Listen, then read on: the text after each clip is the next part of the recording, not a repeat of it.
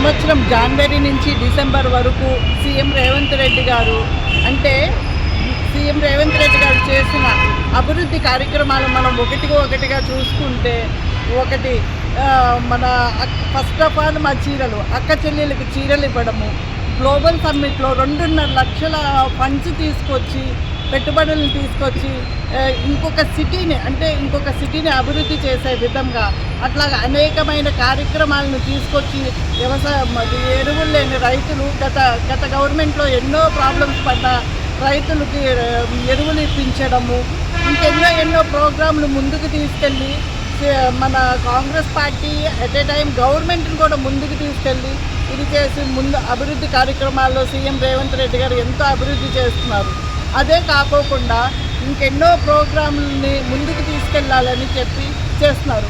మన కేసీఆర్ గారు వచ్చారు అసెంబ్లీకి, అటెండెన్స్ సార్ అని చెప్పేసి వెళ్ళిపోయారు. అంతేకాదు కదా, అపోజిషన్లో ఉండి గట్టిగా మాట్లాడమని చెప్పి కూడా మొన్న సీఎం రేవంత్ రెడ్డి గారి దగ్గరికి వెళ్ళి షేక్ హ్యాండ్ ఇచ్చి కూడా ఆయన వెల్కమ్ చేశారు. ఆయన కూర్చోలేని పరిస్థితి ఉంది, ఇమ్మీడియట్లీ వెళ్ళిపోయి అది కూడా లెక్క చెప్పారు.